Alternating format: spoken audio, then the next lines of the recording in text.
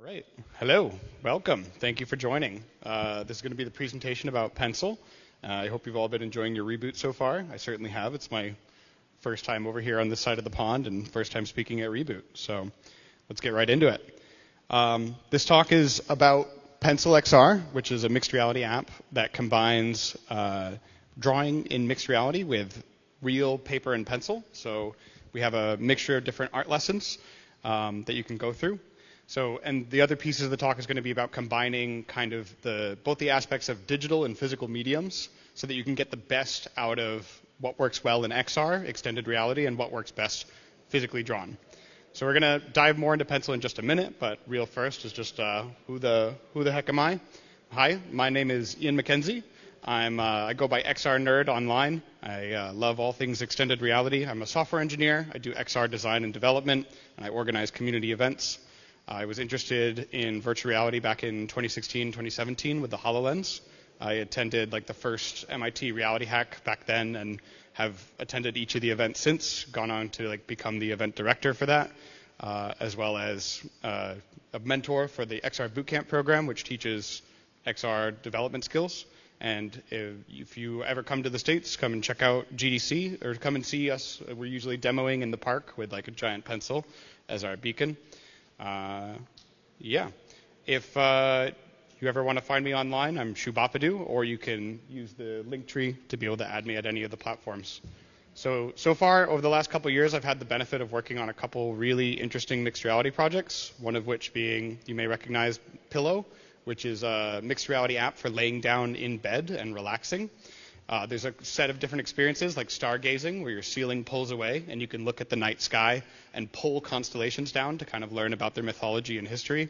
Or you can go like your ceiling turns into a pond and you can fish for fish that tell you different stories and lessons that people have learned.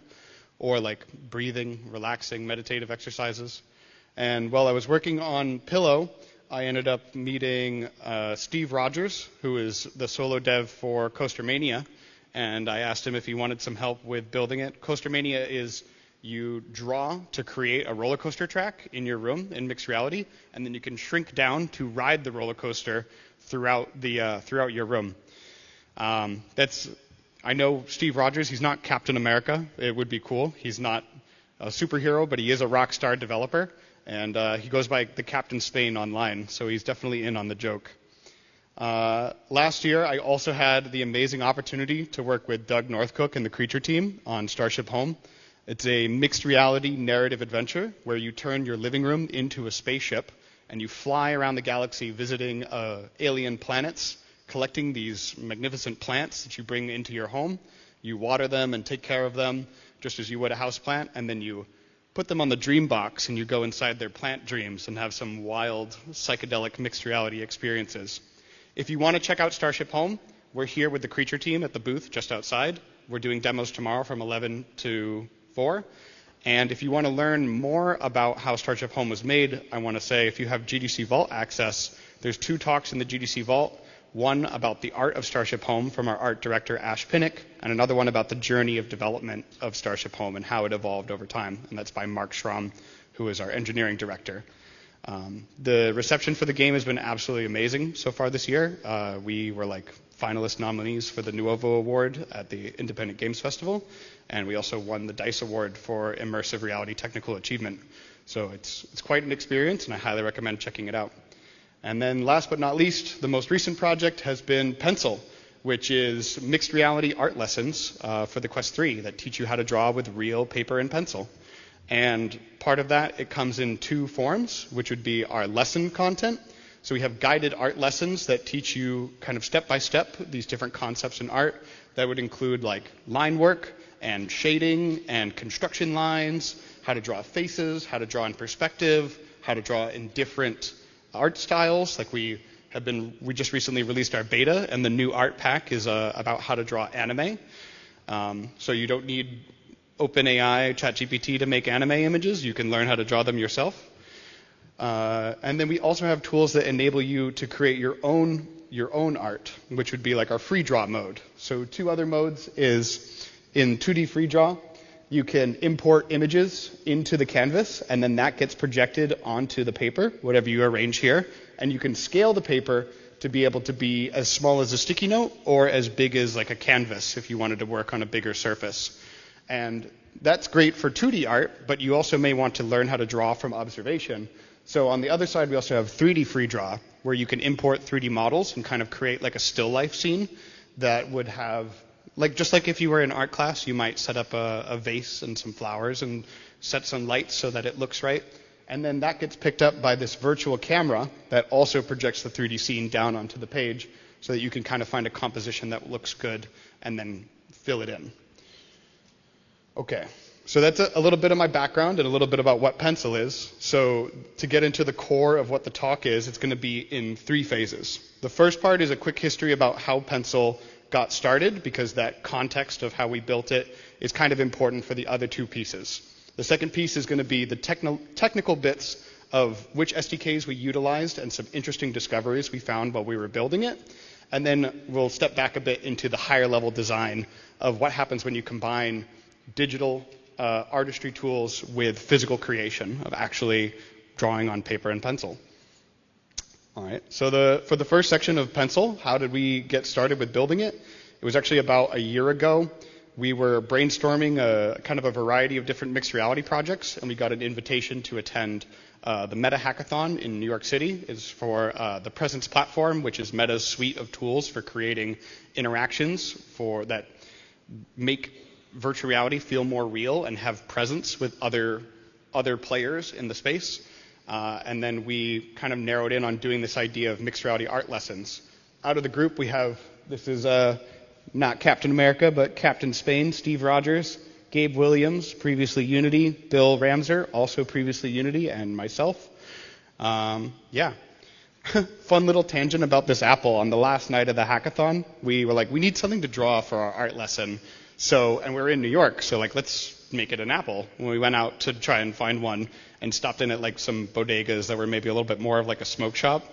And they were like, do you have any apples? And the store clerk looks at us very funny. He's like, what are you going to do? Like, smoke weed out of it? And we're like, no, it's for our mixed reality app. Are you kidding me? So it was fun. We also had some other inspirations going into the project that at the time, there's other apps that exist in the lifestyle category, like Piano Vision, which is for teaching you how to play piano in mixed reality, where you would have an actual piano in front of you and notes fall down and you play them in time, kind of like Guitar Hero meets piano. And then there's also some older inspirations like Art Academy for the Nintendo DS that utilized the dual screen nature of the DS to put a reference image on the top, and then we'd use the stylus and the touchscreen on the bottom to follow along with guided art lessons. We also had some real-world inspiration of, like, one of Steve's backgrounds, another project that he worked on with Chris Smoke, who we knew from Pencil, has made, it's called Brushwork, which is an app for painting in VR, digitally. It has really amazing color simulation, like could write a whole paper about how to combine these different mediums to make charcoal and make paint and everything, and then be able to render that onto a canvas. And then on the flip side, we also have Bill. Previously, he made an app called Polysketch, which is for 3D modeling in VR, and it also has mixed reality features as well. And part of his inspiration, he's been a long-time game developer, now a dad, is seeing his kids kind of struggle to express creativity through drawing. He was feeling inspired to help less skilled artists find the joy in artistic creation. And he built Polysketch along with Gabe, who you saw. That was our team for the hackathon. All right, and so we went to the hackathon to build, and we certainly did. So this is what we had at the end of that weekend, at the end of 48 hours. And we made the trailer too, which I'm really happy with how it came out. As you can see, we kind of have the core of the app here, where there's that apple that we went out and found, and we have the ability to move through the lessons. We have the trace overlay. You can be able to adjust the shading value if you need the assistance or turn it down. And we also built the first version of free draw mode, where you could be able to take a 3D object, put it on the stage, and then the virtual camera picks it up and projects that onto the paper. We were really happy with what we managed to accomplish, and we got some really great feedback from the other hackers and the judges, and we ended up... Nope, I hit escape. There we go. And we ended up winning, which was a pleasant surprise. So, we got like a physically large check, not necessarily like large, but comically.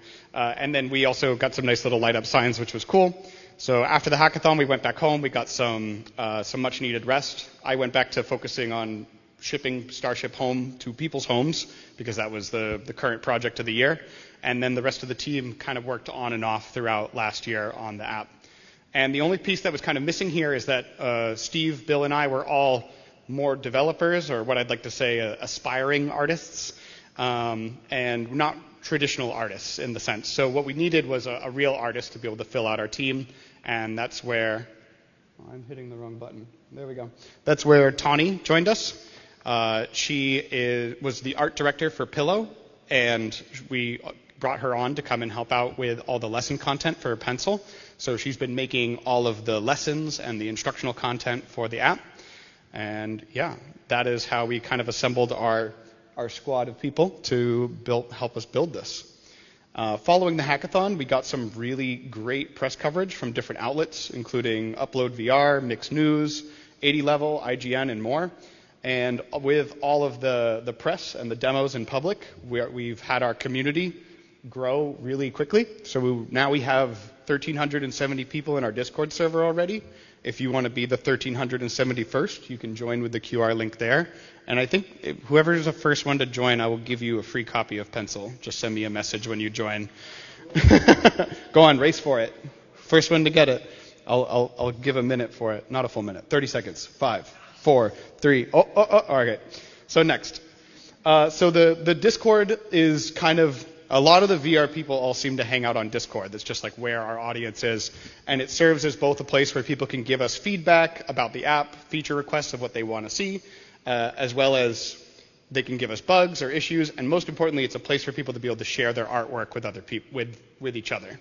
So these are all drawings that people have made and shared with us. And so that's kind of the brief history of how Pencil had come to be. And I want to get into now part 2, which is about some of the mixed reality capabilities that Pencil utilizes. We'll also include some other tips and tricks for anybody else who is building mixed reality apps about how you can get the best out of these SDKs. So we utilize kind of a mixture of different mixed reality platform features. We use pass-through to be able to see through the headset so that you can see the desk and see your paper and everything that you're drawing. We utilize the depth API to understand when a physical object is in front of the virtual object so things render properly and it looks as expected. We use hand tracking for our input to navigate through the menus, and we use controllers to localize the drawing area onto the paper. A little bit more about that in a second.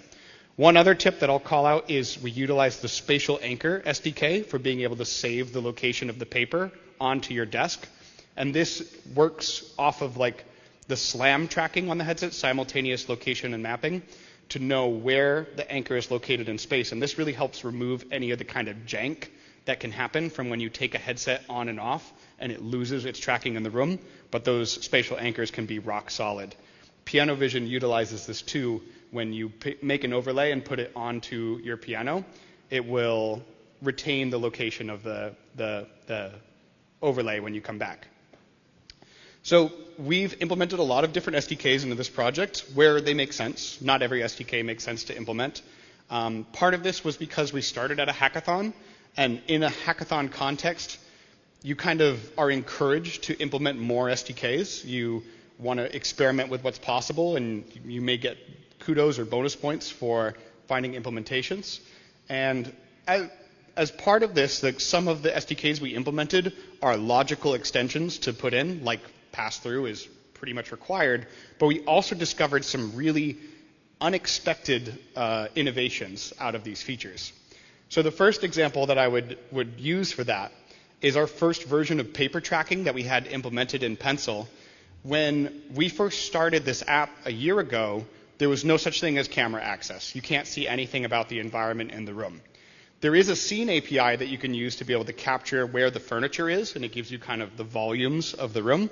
but it's a static setup. Once you set the room, it doesn't adjust dynamically, at least it doesn't right now.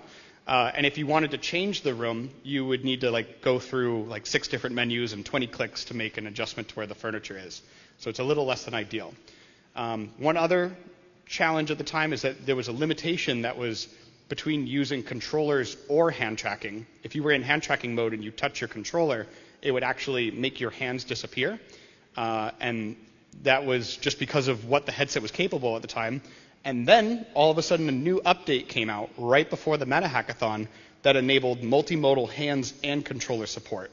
So that allows you to either switch seamlessly between hands and controllers or have a controller in one hand and hand tracking on the other. And so this, for some other apps, might be a minor update for how hand tracking works. But for us, it turned the controller into something really special, which is it became a paperweight for us. Most importantly, it's a tracked paperweight that now we know where the location of the paper is in space, and it updates dynamically. As the player, if you're drawing and you might rotate the paper as you're drawing to get a different curvature or to get an angle as you're going into shading something, the whole overlay would go with it. And so we had dynamic paper tracking in our app a year before camera access was available. And so it kind of leads into one of the key takeaways for the app, which is when you're building for extended reality, you want to try to explore the solution space of the SDKs to make sure that you stay on top of updates, because they can either totally make your app or they can break your app. There, I should have a smiley face too for this, because some of the features work great, but I want to show a flip side would be if you go to an art class, one of the great references that you might be able to have the ability to draw people, for life drawing class. And wouldn't it be great if you could be your own model, right? You may not have somebody that you can come over and ask them to pose for you for a while and then be able to draw that. So we implement, in that same update that came out for the Quest SDK, there was a new feature which is upper body tracking. So we go from just having head tracking and hand tracking to now we have the ability to be able to get the entire upper body. So we added this feature where you can hit a button, record a pose, make a strongman or whatever kind of cool pose you want to do, and then that gets projected onto a 3D reference model of the character. That gets picked up by the virtual camera and then is overlaid onto the paper. So that was a really cool feature. It unfortunately isn't in the app right now because of when we were at the hackathon. Thankfully, we were able to get some engineering support, and the technical reason of why this doesn't work is the multimodal hands and controllers, the inside-out body tracking, and the fast motion mode for controllers, that they all utilize the same memory buffer on the device, so they can't be utilized in combination with each other. But this is just a software limitation. So it's a new feature, so it's kind of expected that there may be bugs that are going to come out. And for the hackathon, we were okay because we were still able to get a recording of this and include it for our presentation. Pro tip, if you're ever at a hackathon and it doesn't work in build, please do that. Just get a video and show the concept of what you're making, because you can still get credit for that. And then, yeah, it's actually a little bit why the video is a little wonky, because here in the trace overlay, this was recorded in the editor over Quest Link so that we could do that. And there were some issues with it at the time, but this has actually gotten a lot better. So credit to Meta is that there are updates coming out. The tools have gotten so much better in the last year. And this kind of leads into my next point, which is I want to show where it's working and where it's not working, but my advice to you is test your apps. If you have an idea for a feature that you want to try to build, that you make sure that you can verify that it's going to work for you all the way through before you go out and get a bunch of funding and it's on top of you. So an example is if at that hackathon, say we wanted to try to make an app that utilizes fast motion mode for boxing, and you should be able to elbow a target. The combination of those two apps wouldn't have worked, much the same, the inverse of how it totally made our app. So that's why I encourage people to stay on top of the updates, encourage the SDK, explore the SDK, and see what's possible, because you might discover new things that may not have been possible. or you might not be immediately apparent of what you can build, but it can also sometimes discover new things. So an example of this, and I had this happen actually multiple times while I was working on the talk. I want to talk about one of the other SDKs that we've been exploring recently is while we were building Pencil, a new peripheral came out from Logitech and Meta, which is the MX Ink. It's a controller shaped like a pen that's tracked natively by the headset. And that was like really exciting because we've been looking for a way to be able to track where the end of the pencil is for multiple reasons. Number one, and I've seen this multiple times while demoing, is as soon as people start holding a pencil and they're testing, they immediately want to start poking buttons with their pencil, and we don't know where the end of the pencil is, so we couldn't necessarily track it. Another thing we've discovered while building is that the hand tracking for the Meta headset is all machine learning based, so it takes inputs of people's hand poses and where the skeleton should be, and it matches that up. But the data set, the training set for where the hand tracking is, doesn't have enough pictures of people holding pencils. So when you start to hold a pencil, it actually starts to mess with the hand tracking's ability to show where the bones are correctly. So this is just to say to test and test and test. I did have somebody ask me early on if the MX Ink is something that we were going to try to implement. And at first it doesn't really make sense because the purpose of Pencil is to be drawing physically on paper and pencil. But we are interested in this kind of digital tool.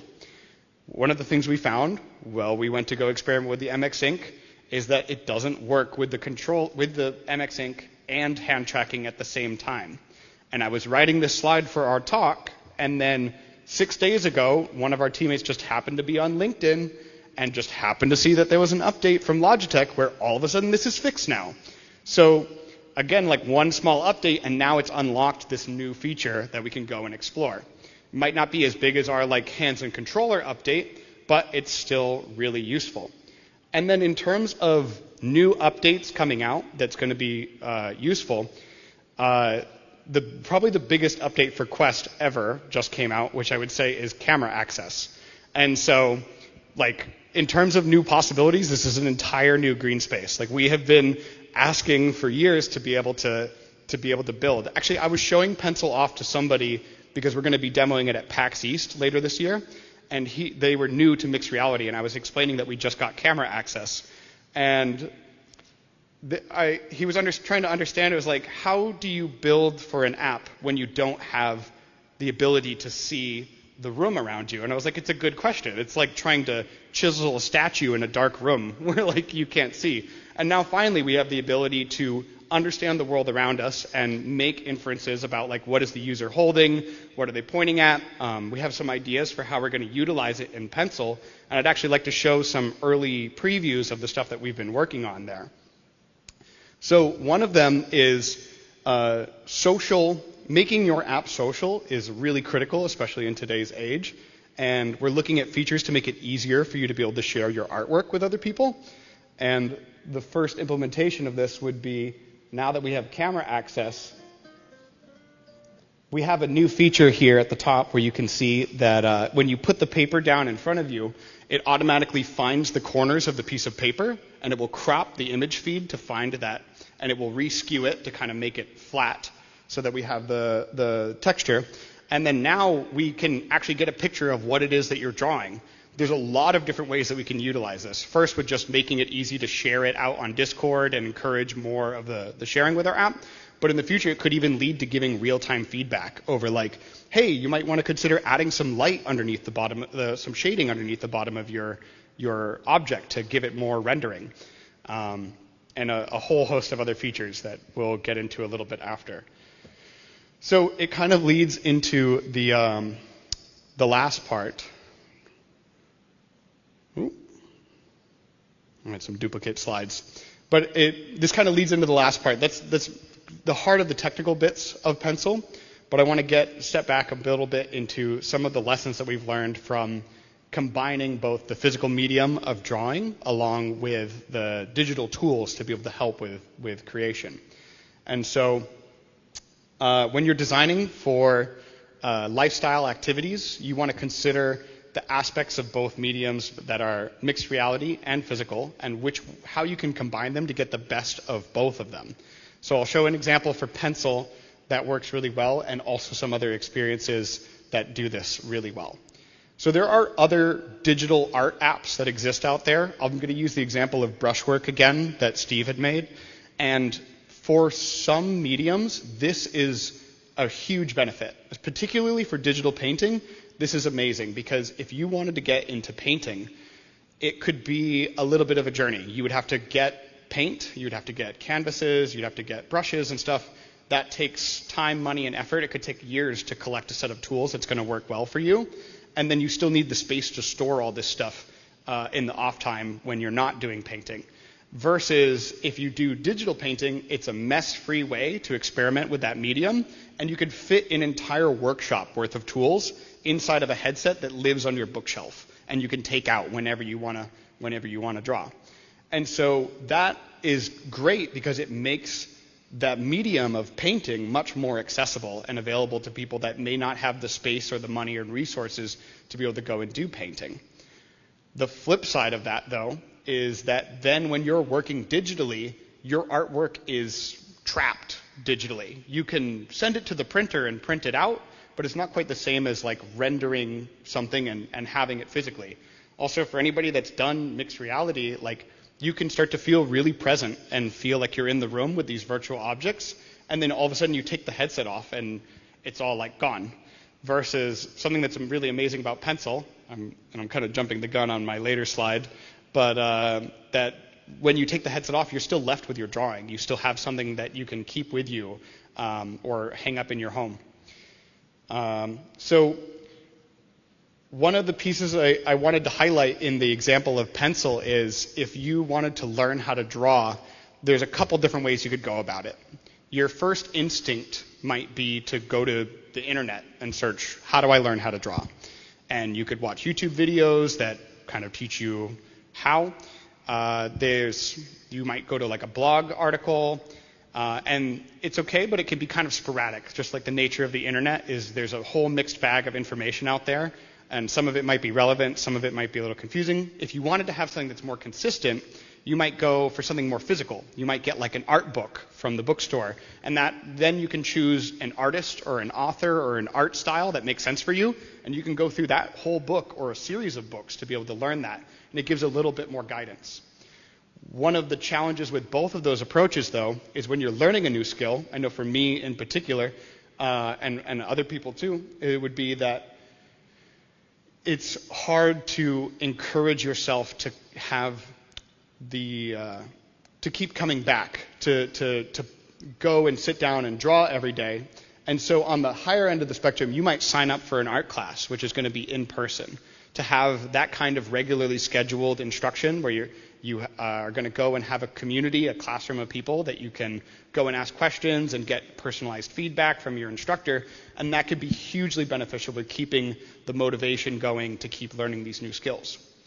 And so the kind of key takeaway that I have about this is if you are building a mixed reality app, you should consider the ways that somebody might approach doing that activity traditionally and look at kind of the spectrum between each of them, because I'd say that the value of pencil is somewhere in between an art book that you can pick up and put down at any time and a full-on art class that requires you to go in every week. And you have the benefit of both. You have something that is both you pick it up and go at your own time, but we can also send you like a push notification each week and be like, hey, it's time to jump into pencil and draw something. Or we can like encourage you to share your artwork with other people and get feedback, or just get thumbs ups and feel good about making art.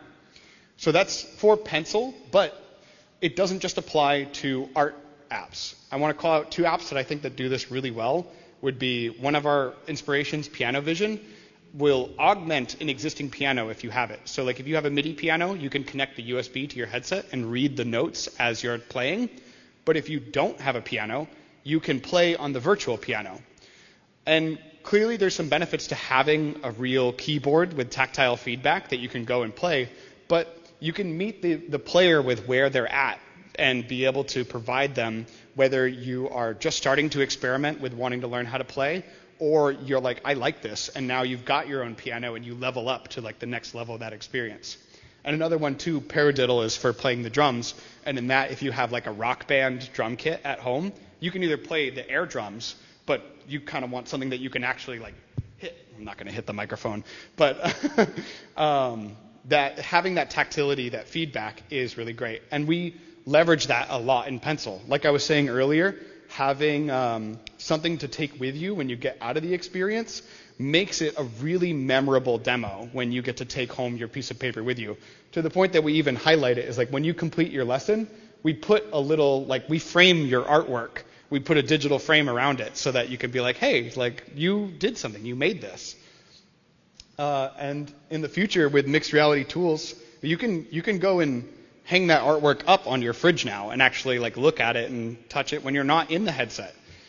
With some of the mixed reality features in the future, now that we can capture the image, we might actually be able to like digitally hang out your artworks on your fridge and even have like a gallery of artwork that you can look at that you've been making over the last year. Especially we're considering things like maybe like streak features to encourage people to keep coming back and drawing. Yeah, this part's a little less scripted, and I was adding some more fun content just before. So with some help from people in the audience, like Dilmer, who brought these really, really cute llamas with Quest 3 headsets. And I love that one of the cool features of Pencil is that you can snap any picture and then import that in and use it as a trace overlay to be able to draw. So within 5 minutes before the talk, I just took a picture of one of the llamas and then had one of our demoers come up and draw it out, and now it's in the slide. So I love that like level of ease of creation because you can just see something and start drawing from reference. There's also some other ways to utilize Pencil that I think are really interesting. So even though the app's called Pencil, and that's like, it all started with kind of designing for the common denominator of like, not everybody has painting supplies, but everybody does have paper and pencil. We assume that most people have access to paper and pencil. So we started there, but we've added a new mode recently, which is we call Draw Anywhere, where, again, we started with just 16 by 9 paper, but we've now made it so you can scale it as small as a sticky note and as big as like a canvas. And with those experiments, like, I'm interested to see use cases for things like chalkboards. Like, say you have a coffee shop or something. It would make sense for, like, if you, a little out of order, if you were like a muralist, you might use a projector to be able to set up the outline of what you were going to draw ahead of time with a projection, but that takes a laptop, a projector, some technical ability, and time and electricity to get all going. If you're like in a coffee shop, you're not going to set up a projector to make your signboard if you like don't have the skills to make a pretty looking signboard, but you might just grab a Quest headset and all of a sudden start laying out a design and be like, that looks good, and the special for the day should go here. And then, bam, now you have a beautiful sign out front of your business, and it's pulling people in.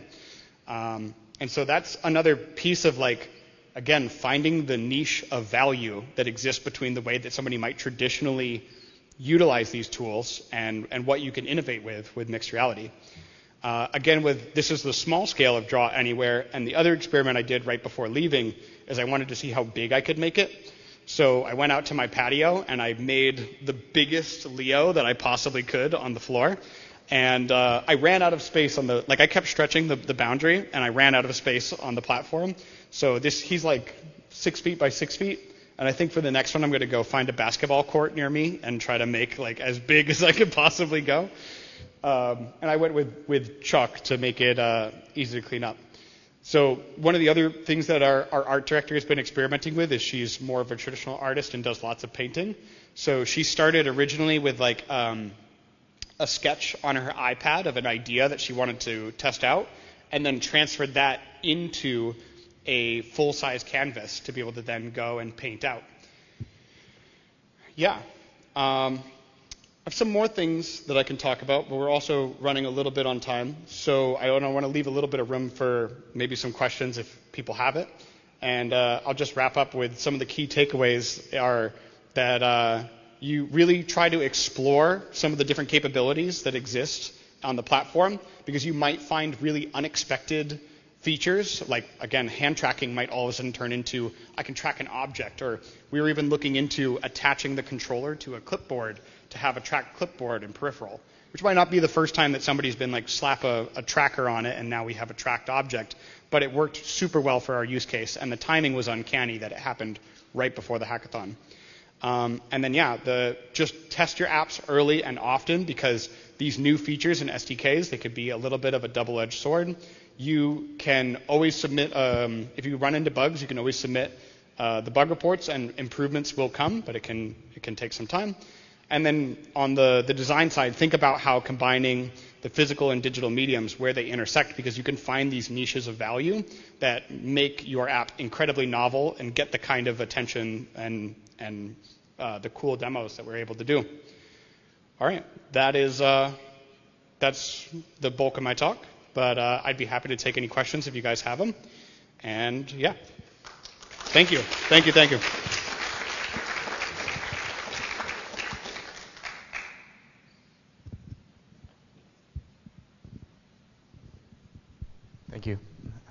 Thanks for the great talk and amazing work on Starship Home and Pencil.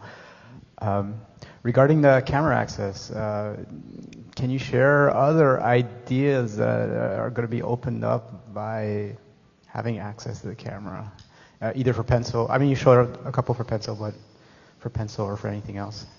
Absolutely. One of the ideas that I'm most excited about is, again, it comes back to the encouragement of learning these new skills, because as much as I have, my ADHD keeps me very busy, and I have a lot of different hobbies and stuff, but it can be hard to sometimes commit to learning that new skill. And so that's where some of these lifestyle apps, whether they're flat screen, like I would call out like Duolingo for helping people with language learning and trying to give people this pathway to be able to learn. And same thing, Piano Vision has really great assistive features where you can start slowly on a song and build up speed over time. We want to try to bring features like that to Pencil. I will come back to the camera access piece. So we're thinking about adding streaks and stuff, and it could be hard to fully understand the progress of what you're making in an app until it's like out in front of you. We put moments in the app where we encourage people to take pictures of it, but that requires like 3 or 4 extra steps where they have to think, yes, I'm going to take a picture. Yes, I'm going to take my phone out. I'm going to snap this picture. It's going to go into my phone's art gallery, and then I'm going to have to go back and find it later. And now that we have camera access, the ability to just capture images on device, we can gather all this inside of our app natively on the headset, and we can have an entire gallery of the images that you've drawn. So what I would be really excited for is if we're looking now into like implementing some of these features like maybe streaks and stuff, so that if you've gone and drawn once a week, every week, and then you look back, you can have a collage of 52 weeks of drawings of things that you've made. And they could be now, like, we can, again, leverage the qualities of the digital environment that make it really special. Is like if you wanted to, you could make 52 drawings every week and tape them up on your wall, but wouldn't it be convenient if you could just like Minority Report and be like, boom, and like, here's all my paintings that I've made over the last year, and make something really, really engaging like that. Yeah, and then I also want other, like, as these devices become more persistent throughout our lives, like right now the Quest is kind of something that you go into for a specific reason, but as the devices get smaller and more accessible and we're using them more often, like I'm wearing smart glasses right now, and they start to have displays and stuff, imagine like coming out to look at your refrigerator, and instead of having a physical calendar that you pencil things in, that you could have a digital calendar that automatically syncs to your phone, and as you add something, it shows up there. And we can add fun things too, is like you would hang your artwork on the fridge and you can switch it out. But what if we put a drawing on your fridge and it changes out every day? Or we could surface community artworks for people that opt in to share their artwork online, and you could get inspired by what other people are drawing in the natural context of the real world, just going about your life without having to think about all the kind of frictions that come with actually getting into a headset. Okay, thank you.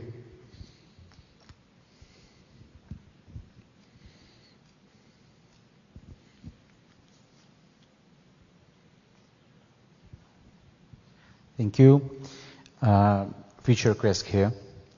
If I understand it right, you have SLAM, yeah, right? So the feature request. Me and my wife, we have 2 headsets, and sometimes maybe 2 graffiti artists who aren't us would like to bump the wall. And is it possible to share SLAM data so we can create like in 4 hands together on the same wall?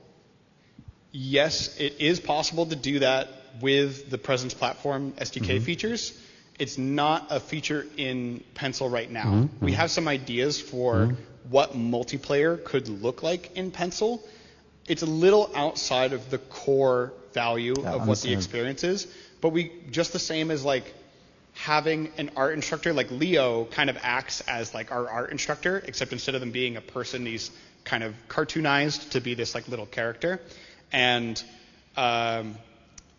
we want to also maybe add the ability for you to be able to draw with your friends and make it more social. And without getting into like even sharing your drawing back and forth with each other, it could be nice just to have the sense of presence where you can see somebody else and you're both working on artwork and just talking about what you're building. For sharing the SLAM data and particularly, look into the co-location features that are available on Quest. They actually have made it way easier with like, there's a new feature called building blocks. If you're a Unity developer, you can just drop a prefab into the scene and all of the co-location stuff gets set up. Again, the tools have gotten way better. I think back to a couple hackathons ago when I first went to try and utilize some of this stuff. It was a real pain in the butt. But now you can just drop things in. And anybody that develops, I don't want to harp too bad on it, because anybody that develops for XR, you know that it is a challenge on all fronts. But the tools have never been better, and that's the part that gets me really excited about the future of what people can do. And my encouragement is, again, like, camera access is there. You can do almost anything you can imagine now. You're not limited by like the boxes and volumes and stuff. All these other like problem solving and solutions and inspiration from maybe like computer vision and self-driving cars and stuff, all of that can now be done on a headset where things are hands-free. Yeah. Thanks. Yeah, another feature request. I just know from Procreate that you have, like, you always see these time-lapse videos of people drawing. Now, I cannot imagine how complicated that must be if you have like a moving camera and a real physical paper, but that would be so cool to see like the creation process, if you can somehow stabilize that. But maybe you have an opinion on that. Absolutely. And this gets back to the most exciting things for the camera, for the computer vision, is before we had to do the paper tracking with the controller. Well, the time-lapse feature, yes. So we already have that image capture. The next thing we want to do is to create that time-lapse is every time you hit the next button to go to the next step, you have step 1, step 2, step 3, and you have your drawing. And we know that your hands will be clear out of the area because hopefully you're over here pressing the button.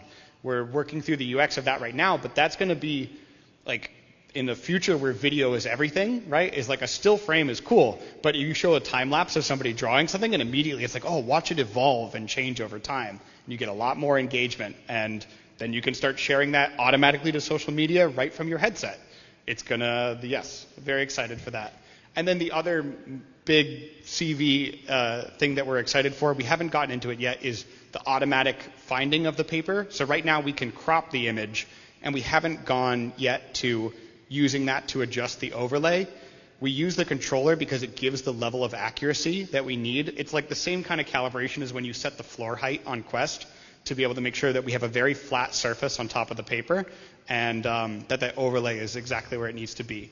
We are looking now into like doing the hand tracking to set that, and next possibly the camera overlay, so that then if you move the paper anywhere or just hold something up, it all of a sudden applies onto it. Yeah. Any other questions? Yeah.